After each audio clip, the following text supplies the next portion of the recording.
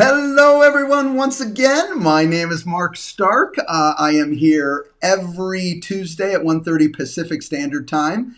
And we are still talking about our series of success in 2022. And today we're going to talk about a unique topic. In fact, we're going to compare two topics. We're going to compare a reactive attack versus a proactive attack. Now, you probably can already figure this out, but I'm going to give you a little bit of a heads up saying, proactive is much more productive than reactive. All right, so, and I wanted to share that with you so you can really focus, and I want you to think about these things that you actually do, your activities, and what category would you put them in? Would you put them in more of a reactive category or a proactive? Let's first start off with reactive. What types of scenarios, what types of thoughts, feelings are we having when we're in a reactive attack mode? Well, one, you're following someone else's playbook. Something happened and you're trying to figure out a way to deal with it. Could be a client, could be another agent, could be just a circumstance, a third party that affects your transaction. In leadership, for those of you that are managing, I don't care if you're managing a brokerage within a brokerage, a team, a branch office, whatever the case may be, is when X happens and now you're trying to deal with it, you're in a reactive attack mode. You're in a reactive approach. I want you to keep that in mind. The next thing in this situation is you're on the defensive. Okay, so you're on the defensive. And when we're on the defensive, it's easier to fall into a trap that we're not thinking as clearly as we should. Because you know what? We probably don't have all the information we need. But we've got to make a decision and we've got to make it quickly. Why? Because it's been thrusted upon us. We didn't choose this situation, whatever it may be, but we're having to deal with it. That is the whole essence. By definition, we're reacting to a circumstance of what's going on. Many times you're trying to play catch up. Okay, you're behind the curve and now you're trying to play catch up, all because you've positioned yourself in a reactive mode. All right, it does not tie in to your culture and brand. You'll find this when you're in a reactive attack. It's not going to, most of the time, tie into who you are, your brand, your culture, the message you want to send, because you know what? You're dealing with someone else's message. All right. And last but not least, being in a reactive mode leads to excuses and frustrations. All right. Partially because you don't have all the information. You know what? You get frustrated. You're hoping you're making the right decisions at this point.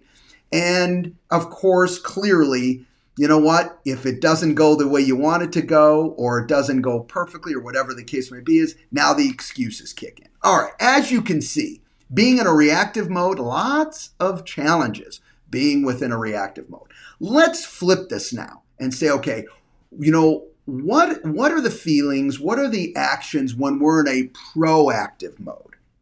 All right, well, first, when we're in a proactive mode, we have thought about and we have evaluated the issues that have come up in our business. So something happens with an agent. We don't forget that. We want to make sure that we take every reactive scenario and we turn it into a proactive action from that point forward, okay, or a proactive attack.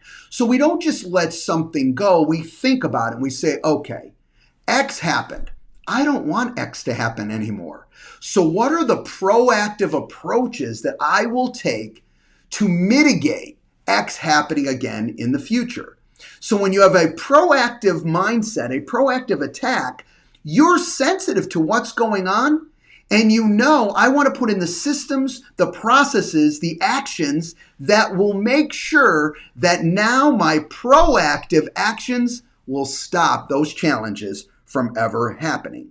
All right? Clearly, you're on the offensive. Now, you're working from your playbook, not someone else's playbook. You're laying the groundwork. You're controlling this process, or leading, I should say, this process as you go forward. It supports who you are, your brand, okay, your culture. You're not having to discredit or deal with the challenges of other in that situation. You've already internalized that that challenge can exist. That's why I've put in place A, B, and C. Because I have found being on the offensive and putting in those proactive approaches, all right, has my back. And even if X situation shows its face anyways, I've really laid great groundwork to deal with that situation so much better if I was simply caught off guard. All right. Next benefit of proactive is you stay authentic. I've kind of mentioned this, but you stay authentic. You stay who you are, and it drives your message and drives the outcomes that you want to achieve. And then ultimately, when you're in a proactive mode, you know what? You're not frustrated.